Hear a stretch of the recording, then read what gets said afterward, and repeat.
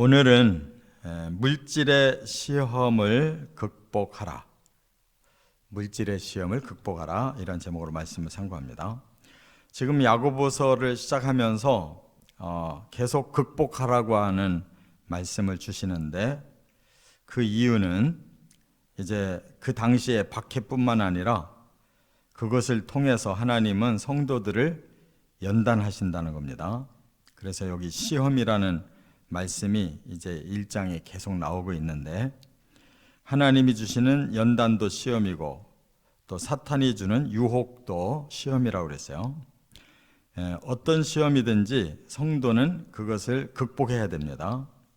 그래서 우리 스스로도 연단을 잘 받도록, 또 우리 마음을 잘 다스리고, 또 우리 힘으로 부족한 것은 하나님 앞에 기도를 해서 하나님의 능력을 힘입고, 이제 그 가운데 오늘은 우리 자신들이 극복하기가 힘든 또 하나의 그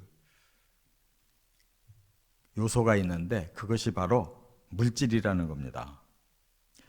이 물질이 사람에게 큰 시험을 주는데 이것도 잘 극복해야 된다, 이렇게 말씀했어요. 물질이 너무 없어도 그 시험이 생기고, 또 물질이 너무 많아도 시험이 생긴다는 거예요.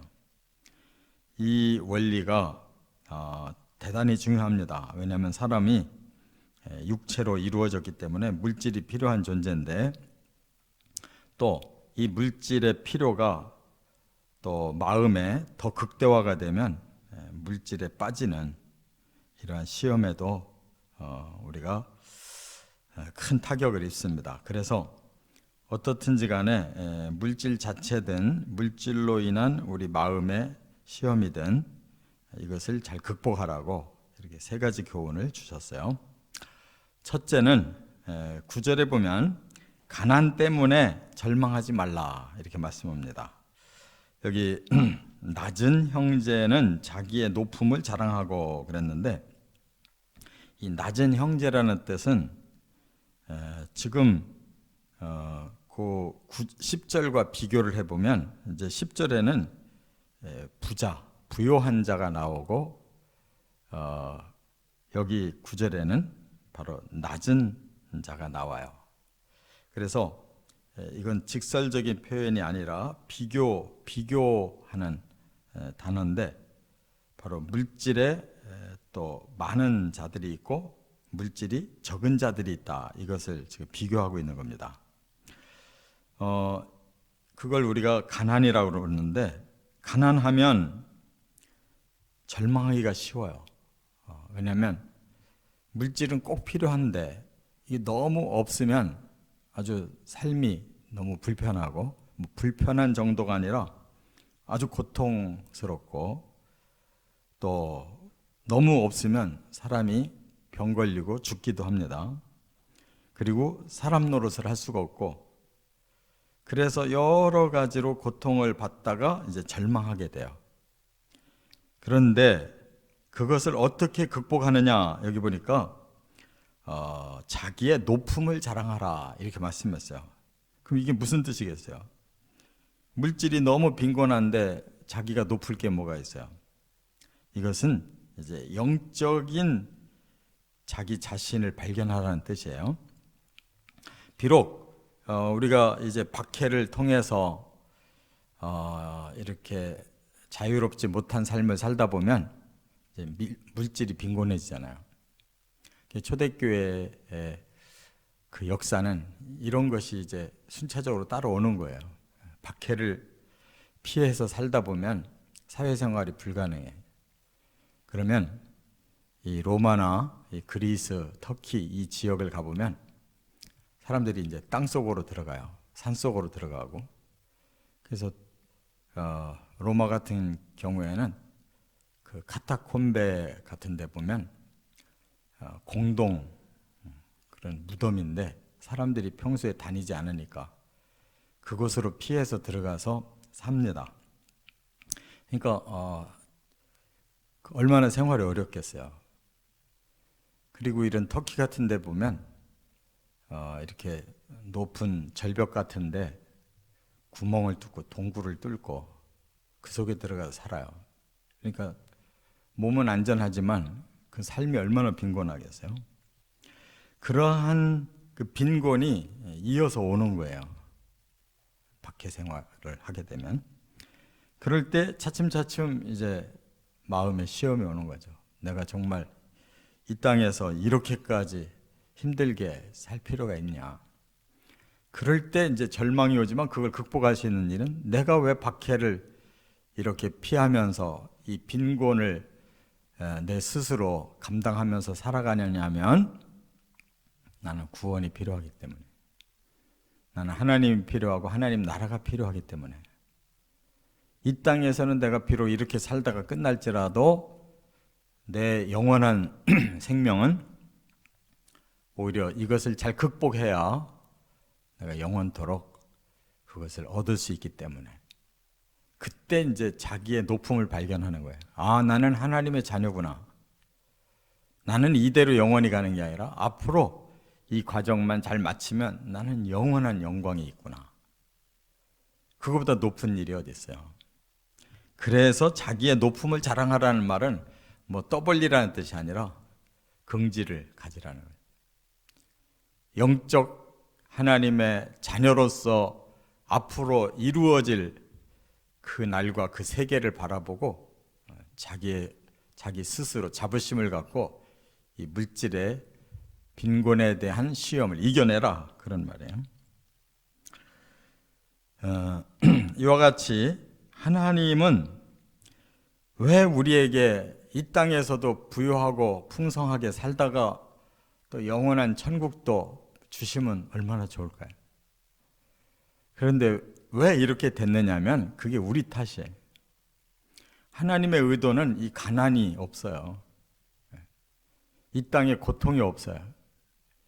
그런데 사탄이 우리를 속여서 범죄하게 만드는데 우리가 속아 넘어가서 스스로 죄를 짓고 스스로 저주를 받은 거예요. 그래서 이런 가난이라고 하는 저주를 겪을 수밖에 없고 절망이라고 하는 저주를 겪을 수밖에 없는 거예요. 그래서 우리가 바로 그것을 해결하기 위해 예수를 믿었고, 예수님이 다시 오셔서 우리의 저주를 풀어주셔야 그때 이제 제대로 된 하나님의 자녀의 축복을 누리는 거예요. 그때까지 견뎌야 돼요. 극복해야 된다, 그 말이에요. 10절, 이제 반대의 현상이 있어요. 물질 현상이 있어요. 10절에 보면 부요 때문에 교만하지 말라 하는 겁니다. 부한 자는 자기의 낮아짐을 자랑할지니 이는 그가 풀의 꽃과 같이 지나감이라. 근데 혹 하나님을 믿는 사람들 중에 부자도 있을 수가 있어요. 부자.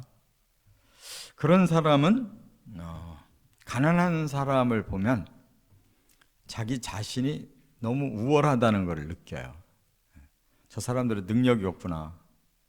저 사람들은 아무것도 가진 게 없어서 아주 형편없이 사는구나. 나는 이처럼 많은 걸 가지고 있기 때문에 나는 우월하구나. 이렇게 자기를 굉장히 스스로 높인다. 그런데 자랑할 것이 없다는 거예요. 왜냐하면 그게 별것 아니라는 거예요. 그래서 낮아짐을 자랑할지니라는 말은 자기 자신을 더 깊이 들여다보라는 거예요. 그 부가 지금 현재 대단해 보이고 언제까지나 있을 것 같은데 좀 더 깊이 들여다보면 그게 아니라는 사실을 발견할 거다. 그게 뭐겠어요? 낮아짐을 자랑한다는 말은 이는 그가 풀의 꽃과 같이 지나감이라 그랬어요. 이 자연의 세계에도 화려한 것들이 있잖아요. 근데 그 화려한 것들일수록 오래가는 법이 없어요. 바로 이 꽃이 그래요. 뭐 나무든 풀이든 꽃은 화려할수록 오래가질 않아요.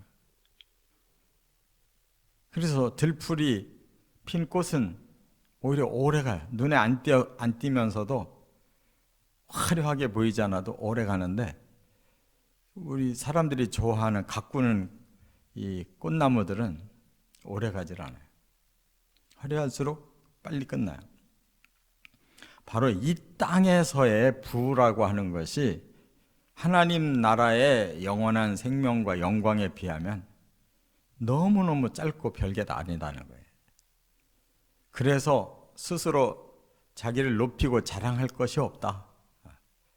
차라리 짧은 시간 가난을 통해서 그걸 극복하고 영원한 그 나라의 영광을 거두는 사람이 전체적으로 보면 훨씬 더 귀한 걸 얻은 것이고, 이 땅에 짧은 부요를 누리고 그거 가지고 자랑하던 사람은 더 크게 보면 영원한 그러한 멸망이 다가올 때 그것이 진짜로 잘못 살은 결과다, 그 말이에요. 그렇기 때문에 이 땅에서 좀 가졌다고, 뭐 꼭 물질만이 아니라 남보다 더 우월한 어떤 요소를 가졌다고 그거 가지고 스스로 자부심 느끼고 스스로 자랑하고 이렇게 자기를 너무 방임하며 살다가는 영원의 그 생명을 놓친다는 거예요. 그래서 이 땅에 연락에 도취한 사람들, 그것은 축복이 아니다, 그 말이에요. 영원한 영광을 상실하는 그러한 시험에 빠진 것이다. 이걸 깨달으면 이제 극복이 되는 거예요. 물질이 있어도 그 물질에 연연하지 않고 그 물질을 이 땅의 쾌락에 사용하지 않고 오히려 하나님을 위해 사용한다면 이 사람은 부가 하나도 시험거리가 되지 않아요. 이처럼 가난에 절망하지 말고 부요에 교만하지 마라. 이게 물질을 다루는 하나님이 주신 원리예요. 이걸 잘 품고 살면 가난한 사람도 문제가 없고 부유한 사람도 문제가 없어요. 그리고 우리 모든 인생은 가난하든 부유하든 이제 세 번째 하나님이 주신 말씀을 꼭 기억해야 되는데, 11절에 보니까 하나님의 심판을 기억하라 그랬어요. 이 땅은 심판을 받는 거예요. 이 땅은 우리가 영원히 살 곳이 아니에요. 그걸 기억한다고 그러면 물질에 우리는 초연할 수가 있어요. 여기 보니까 해가 돋고 뜨거운 바람이 불어 풀을 말리면 꽃이 떨어져 그 모양의 아름다움이 없어지나니 부한 자도 그 행하는 일에 이와 같이 쇠잔하니라 그랬어요. 그 꽃이 얼마 가지 못한다고 하는 것을 여기서는 자세하게 말을 했어요. 왜 꽃이 오래 가지 못하느냐? 해가, 뜨거운 해가 돋아나고 그 다음에 바람이 불어서 그 뜨거운 바람이 그 풀과 꽃에 치명타를 준다는 거예요. 말려버린다는 거예요. 그러면 꽃은 떨어져 버린다는 거예요. 그러면 그 모양은 아름다움이 다 없어진다. 바로 이것이 심판을 예표하는 말씀이에요. 이 땅의 사람들이 자기가 풀처럼 왕성하고 꽃처럼 나는 멋지고 아름답다라고 자랑할 만한 거리를 가지고 산다고, 그것이 언제까지냐? 결국 하나님의 심판 때까지만 가능하다는 거예요. 하나님이 태양의 열기와 뜨거운 바람을 몰아쳐 주셔서 이 땅의 모든 것을 쓸어버리는 날이 오는데, 우리가 바로 거기에 취해 있었다면 틀림없이 우리는 그 심판에 처해진다는 거예요. 말리고 떨어지고 사라진다는 거예요. 이 심판이 반드시 있다는 거예요. 그래서 쇠잔한 그 영혼은 영원한 지옥으로 들어가야 돼요. 그렇기 때문에 우리 사람이 이 땅에 사는 동안에 반드시 나의 끝은 심판이 있구나라는 걸 알고 기억하고 사는 사람이라면 이 땅의 것에 매이지 않는다. 이 땅의 것을 넘어서서 그 세계를 보고 그 목표까지 간다. 그러면 물질이 많든 적든 그것이 우리들에게 시험이 되지 않는다. 극복한다. 아무리 가난해도 그 기간이 짧고 아무리 부유해도 그 기간이 짧아요. 그래서 하나님의 심판과 그 후에 주실 영원한 세계를 바로 본다면 다 극복할 수 있다. 그거예요. 이것을 복음과 연결시킨 본문이 베드로전서 1장 24절이에요.